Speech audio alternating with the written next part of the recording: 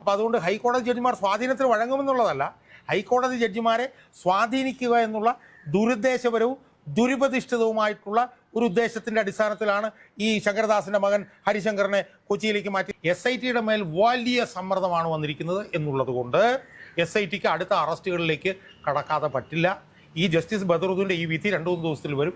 അതിൽ വളരെ ഭീകരമായിട്ടുള്ള പരാമർശങ്ങൾ ഉണ്ടാകും എന്നുള്ളത് ഉറപ്പായി കഴിഞ്ഞു. ഇതിൽ EDയുടെ വരവ് എന്ന് പറയുന്നത് വളരെ ഈ പറഞ്ഞ പോലെ ഈ കടകംപള്ളി തെറ്റുകാരെ സംബന്ധിച്ചിടത്തോളം വിനാശകരമാണ് എന്നുള്ളത് നമ്മൾ ആ വരും ദിവസങ്ങളിൽ മനസ്സിലാക്കാൻ നമുക്ക് കഴിയും എന്നാണ് ഞാൻ വിശ്വസിക്കുന്നത്. നമസ്കാരം.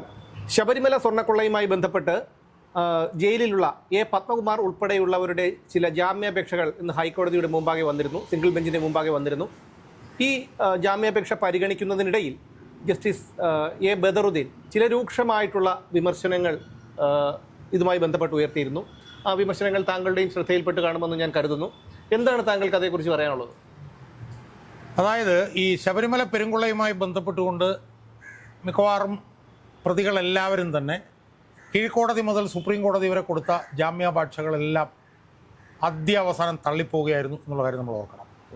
ശബരിമല പെരുങ്കൊള്ളയിലെ ഒരു പ്രതിയുടെ ജാമ്യാപേക്ഷ പോലും അംഗീകരിക്കപ്പെട്ടിട്ടില്ല. ജയശ്രീ എന്ന് പറഞ്ഞ സ്ത്രീയുടെ മാത്രമാണ് അവരുടെ ആരോഗ്യം തള്ളുകയല്ല ഇത്. പക്ഷേ SITയുടെ മുമ്പിൽ ഹാജരായിക്കൊള്ളണം എന്ന് പറഞ്ഞ് നിബന്ധന പറഞ്ഞുകൊണ്ട് അവർക്കൊരു ആനുകൂല്യം ചെയ്ത് കൊടുത്ത് ഒഴിച്ചാൽ ബാക്കിയുള്ള എല്ലാ പ്രതികളുടെയും ജാമ്യാപേക്ഷകൾ അവസാനം തള്ളിപ്പോയി. എല്ലാ ഉദ്യോഗസ്ഥന്മാരുടെ തള്ളിപ്പോയി, വാസുവിൻ്റെ തള്ളിപ്പോയി.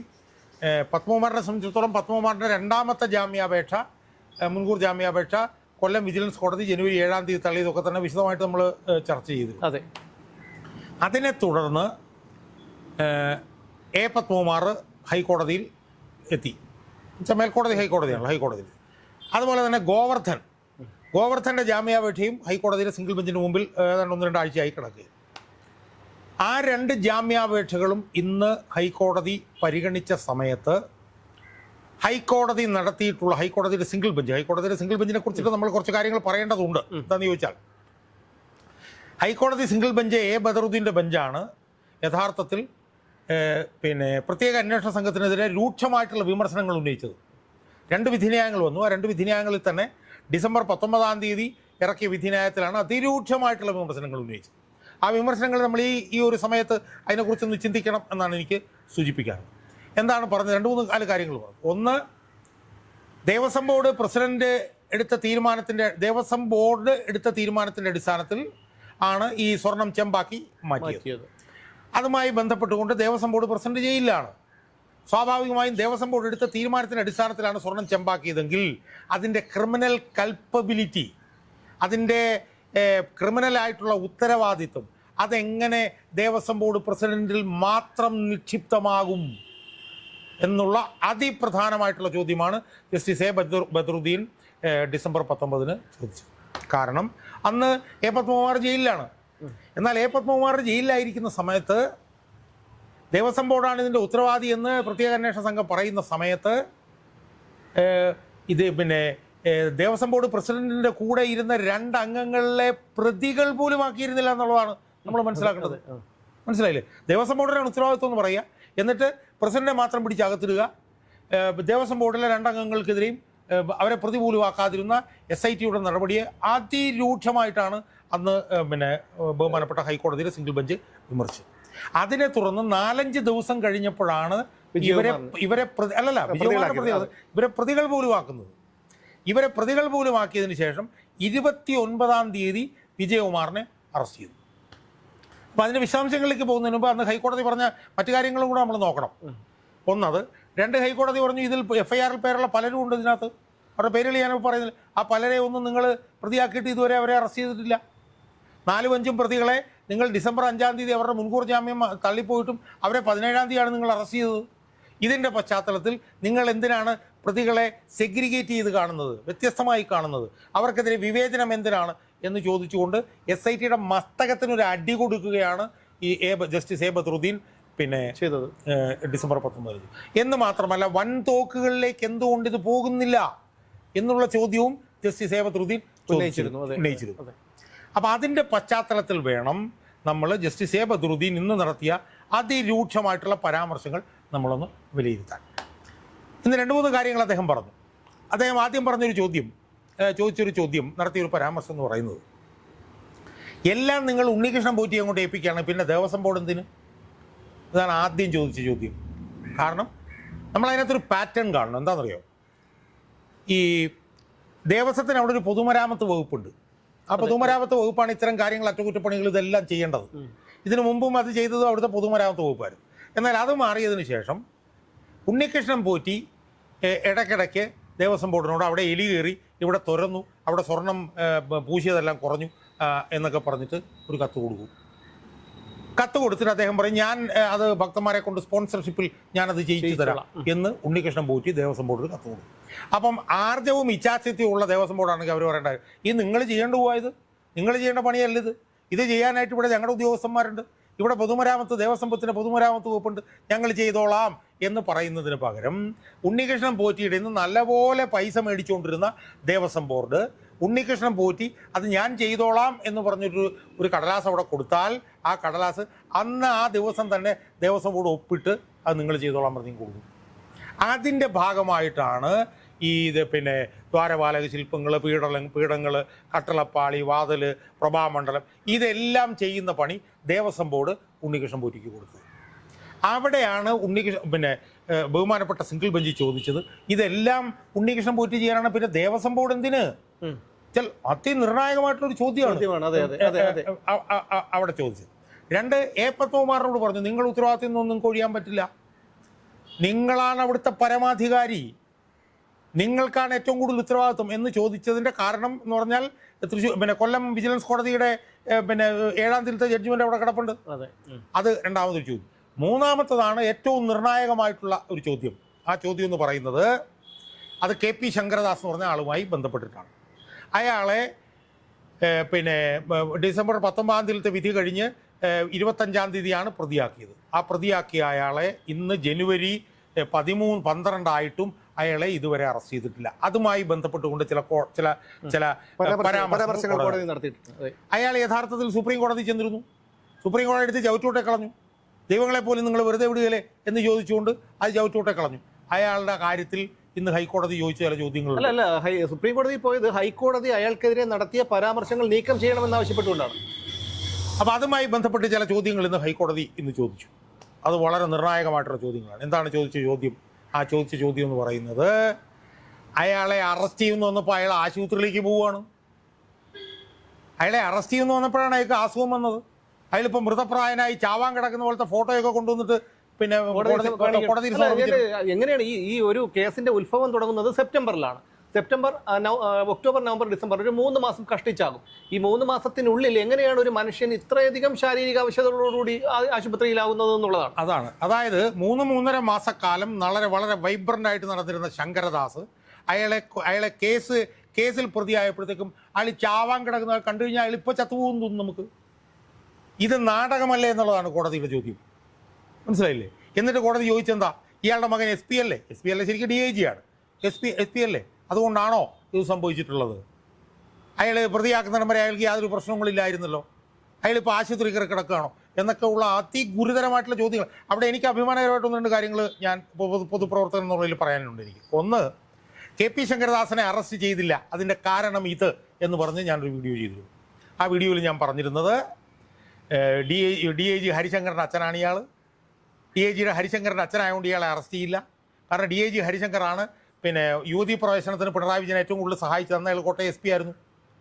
അന്ന് ADGP ആയിരുന്ന MR അജിത്കുമാർ പോലും യുവതികളെ പ്രവേശിപ്പിക്കുന്നതിനെതിരെ നിന്നപ്പോൾ അന്ന് പിണറായി വിജയനെ വന്ന് തൊഴുകയോടെ ഒന്ന് സഹായിച്ച ആളാണ് ഹരിശങ്കർ.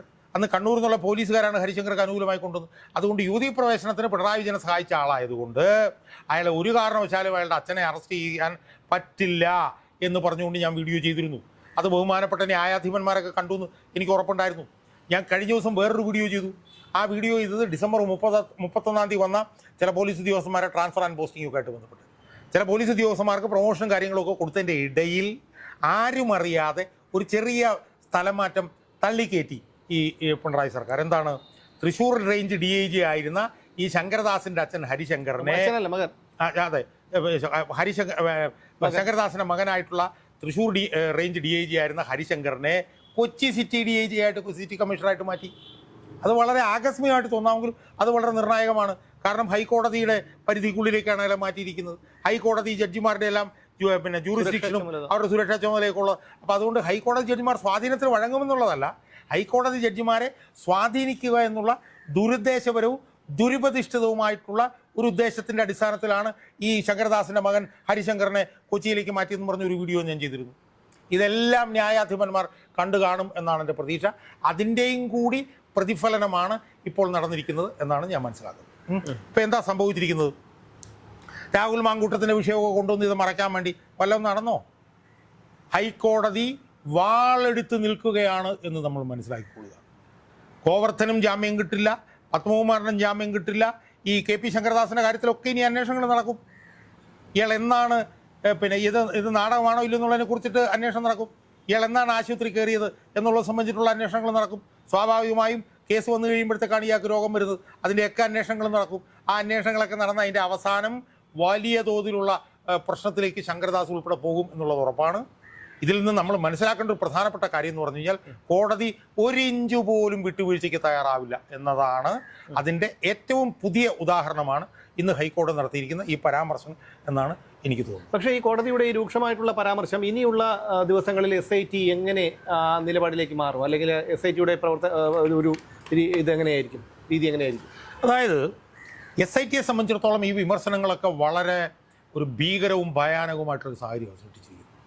അവർക്കിനി ഒരു കാരണവശാലും ഇതിനകത്തൊരു വിട്ടുവീഴ്ചയ്ക്കും നിൽക്കാൻ അവർക്ക് പറ്റില്ല. അവരുടെ മേൽ വലിയ സമ്മർദ്ദമാണ് ഇവിടുത്തെ ജുഡീഷ്യറി ചെലുത്തിക്കൊണ്ടിരിക്കുന്നത്. അതായത് യഥാർത്ഥ പ്രതികളെ അറസ്റ്റ് ചെയ്യുന്ന കാര്യത്തിൽ നിങ്ങൾ വിട്ടുവീഴ്ച ചെയ്താൽ ഞങ്ങളത് അനുവദിക്കില്ല. അതാണ് കോടതി പറയുന്ന അർത്ഥശങ്കയ്ക്കിടയില്ലാത്ത വിധത്തിലുള്ള സന്ദേശം.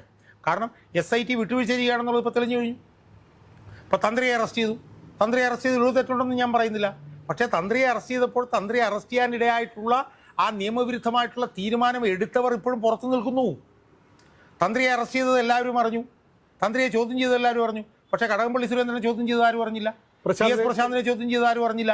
മനസ്സിലായോ? അപ്പോൾ അതുകൊണ്ട് തന്നെ SITയുടെ മേൽ വലിയ സമ്മർദ്ദമാണ് വന്നിരിക്കുന്നത് എന്നുള്ളത് കൊണ്ട് SITക്ക് അടുത്ത അറസ്റ്റുകളിലേക്ക് കടക്കാതെ പറ്റില്ല. ഈ ജസ്റ്റിസ് ബദറുദ്ദീൻ്റെ ഈ വിധി 2-3 ദിവസത്തിൽ വരും. അതിൽ വളരെ ഭീകരമായിട്ടുള്ള പരാമർശങ്ങൾ ഉണ്ടാകും എന്നുള്ളത് ഉറപ്പായി കഴിഞ്ഞു. പത്മകുമാറിനും ജാമ്യം പിന്നെ ഹൈക്കോടതിയിൽ നിന്ന് കിട്ടാൻ പോകുന്നില്ല. അപ്പോൾ അതുകൊണ്ട് അടുത്ത ആഴ്ചയൊക്കെ തന്നെ അറസ്റ്റുകൾ പിന്നെ SITക്ക് നടത്തേണ്ടി വരും. എന്ന് മാത്രമല്ല, ഞാനിപ്പോൾ ഇന്ന് മനസ്സിലാക്കുന്നത് കുറ്റപത്രം കൊടുക്കാൻ ഇനി 7 ദിവസം കൂടെ ഉള്ളൂ എന്നുള്ളതാണ്. ആ 7 ദിവസത്തിനുള്ളിൽ SITക്ക് കുറ്റപത്രവും കൊടുക്കേണ്ടി വരും. SIT കൂടുതൽ അറസ്റ്റുകളിലേക്ക് പോകും. കടകംപള്ളി സുരേന്ദ്രൻ അറസ്റ്റ് ചെയ്യപ്പെടാനുള്ള സാധ്യതകൾ വളരെ വലുതാണ്. PS പ്രശാന്ത് അറസ്റ്റ് ചെയ്യാനുള്ള സാധ്യതകൾ വലുതാണ്. അതെല്ലാം തന്നെ ബഹുമാനപ്പെട്ട ജുഡീഷ്യറിയുടെ സമ്മർദ്ദം കൊണ്ടാണ്.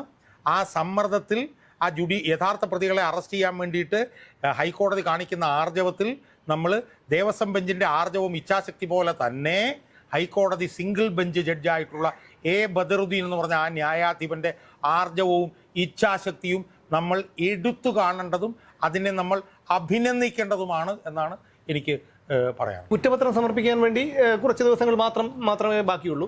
അപ്പോൾ ഈ കസ്റ്റഡിയിലുള്ള പ്രതികളെയെല്ലാം പ്രതികളാക്കിക്കൊണ്ടായിരിക്കുള്ള ഒരു കുറ്റപത്രമായല്ലോ സമർപ്പിക്കാൻ ഒരുങ്ങുന്നത്. അതുകൊണ്ട് തന്നെ അവർക്ക് സ്വാഭാവികമായിട്ടുള്ള ഒരു ജാമ്യം നിഷേധിക്കപ്പെടും. അപ്പോൾ അങ്ങനെയല്ലേ? അതിനുശേഷം പിന്നെ എങ്ങനെയായിരിക്കും ഈ കേസിന്റെ ഒരു ഗതി? അല്ല, സ്വാഭാവികമായും കുറ്റപത്രം 7 ദിവസത്തിനുള്ളിൽ സമർപ്പിച്ചില്ലെങ്കിൽ അവർക്ക് ജാമ്യം കിട്ടും. മനസ്സിലായോ?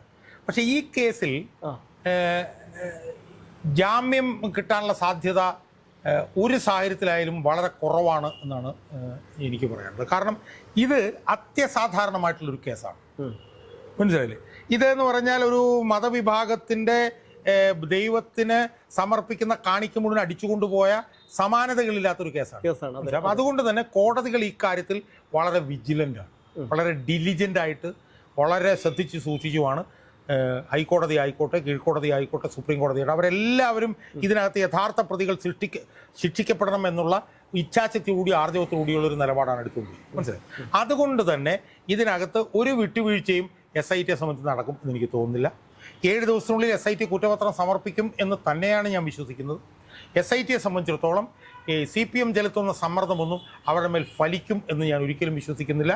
കടകംപള്ളിയിലേക്കും PS പ്രശാന്തിലേക്കും ഒക്കെ തന്നെ എത്രയും പെട്ടെന്ന് അറസ്റ്റ് ഉൾപ്പെടെയുള്ള കാര്യങ്ങൾ നടക്കുമെന്നാണ് ഞാൻ മനസ്സിലാക്കുന്നത്.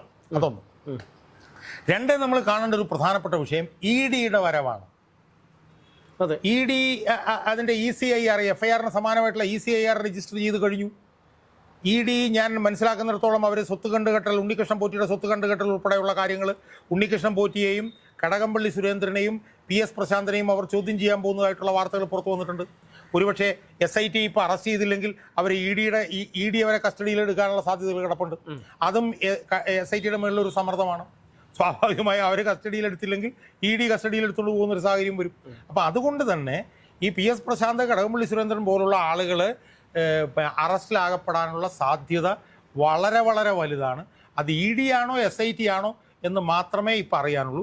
അവർ അറസ്റ്റ് ചെയ്യപ്പെടും എന്നുള്ള കാര്യത്തിൽ ഒരു സംശയമുണ്ട് എന്നെനിക്ക് തോന്നുന്നില്ല. ഈ മാധ്യമങ്ങളിൽ വരുന്ന വാർത്ത അനുസരിച്ച് ഈ കസ്റ്റഡിയിലുള്ള തന്ത്രിയെ മാപ്പ് സാക്ഷിയാക്കിക്കൊണ്ട് അത് പ്രോസിക്യൂഷന് വലിയ രീതിയിലുള്ള ബലം ചെയ്യും എന്നുള്ള ഒരു വാദമൊക്കെ വരുന്നുണ്ട്. അത് എത്രത്തോളം ശരിയാണ്? അല്ല, അത് തള്ളിക്കളയണ്ട. കാരണം തന്ത്രിക്ക് ഇതിനകത്ത് പങ്കുണ്ടെന്നുള്ള വളരെ പ്രകടമാണ്. റിമാൻഡ് റിപ്പോർട്ടിൽ ഒരു ഡസനോളം കാരണങ്ങൾ ഞാൻ അതിനൊരു വീഡിയോയും ചെയ്തിട്ടുണ്ട്, മനസ്സിലായി. അപ്പോൾ തന്ത്രിയെ സംബന്ധിച്ചിടത്തോളം തന്ത്രിക്ക് ഇതിനകത്ത് 2 ഓപ്ഷനേ ഉള്ളൂ. ഒന്ന്, കുറ്റക്കാരൻ എന്നുള്ള നിലയിൽ ശിക്ഷ അനുഭവിക്കുക. 2, മാപ്പ് സാക്ഷിയാകുക. മാപ്പ് സാക്ഷിയാവാനുള്ള സാധ്യത തള്ളണ്ട. കാരണം മാപ്പ് സാക്ഷിയായി കഴിഞ്ഞാൽ സംബന്ധിച്ചിടത്തോളം അദ്ദേഹം മാപ്പ് സാക്ഷിയായി കഴിഞ്ഞാൽ അദ്ദേഹം ശിക്ഷയിൽ നിന്ന് ഒഴിവാകുമല്ലോ.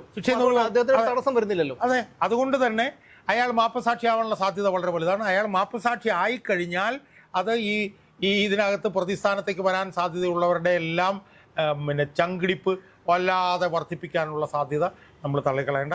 അയാൾ ശിക്ഷയിൽ നിന്ന് രക്ഷപ്പെടുന്നുള്ളതുകൊണ്ട് അയാൾ മാപ്പ് സാക്ഷിയാകാനുള്ള സാധ്യത വളരെ വളരെ വലുതാണ് എന്നാണ് എനിക്ക് സൂചിപ്പിക്കുന്നത്. ഇതിൽ ഇ ഡിയുടെ വരവ് എന്ന് പറയുന്നത് വളരെ ഈ പറഞ്ഞ പോലെ ഈ കടകംപള്ളി ജെറ്റുകാരെ സംബന്ധിച്ചിടത്തോളം വിനാശകരമാണ് എന്നുള്ളത് നമ്മൾ വരും ദിവസങ്ങളിൽ മനസ്സിലാക്കാൻ നമുക്ക് കഴിയും എന്നാണ് ഞാൻ വിശ്വസിക്കുന്നത്.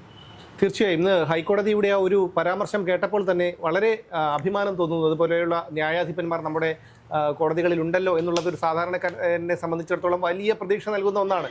അതുപോലെ തന്നെയാണ് ഈ ശങ്കർദാസിൻ്റെയൊക്കെ ഈ നാടകം. കാരണം 3 മാസങ്ങൾക്ക് മുൻപ് പയറ് പോലെ തുള്ളിച്ചാടി നടന്നിരുന്ന ഒരു മാൻകുട്ടിയെ പോലെ തുള്ളിച്ചാടി നടന്നിരുന്ന ഒരു മനുഷ്യൻ, മാധ്യമങ്ങളുടെ മുന്നിൽ വന്ന് സ്വയം പ്രതിരോധിച്ചിരുന്ന ഒരു മനുഷ്യൻ ഇന്ന് ഇത്രയും അവശതയിൽ കിടക്കുന്നുവെങ്കിൽ അത് തീർച്ചയായും ഒരു ഡ്രാമയായി മാത്രമേ നമുക്ക് കാണാൻ കഴിയൂ. ഇനി കോടതിയുടെ അടുത്ത നിലപാടെന്ത്? കാരണം കോടതിയെ കബളിപ്പിക്കുകയാണ് എന്നുള്ളൊരു ചിന്ത കോടതിക്ക് തീർച്ചയായും ഉണ്ടായിട്ടുണ്ടാവാം. അതുകൊണ്ട് തന്നെ കോടതി ഇതിൻ്റെ എന്താണ് ഇതിൽ വ്യക്തമായി സംഭവിച്ചിട്ടുള്ളത് എന്നുള്ള കാര്യങ്ങളൊക്കെ അന്വേഷിക്കാനും അതുവഴി ഇതിൽ കൂടുതൽ നടപടികളിലേക്ക് കടക്കാനും ഒക്കെയുള്ള സാധ്യതയുണ്ട്.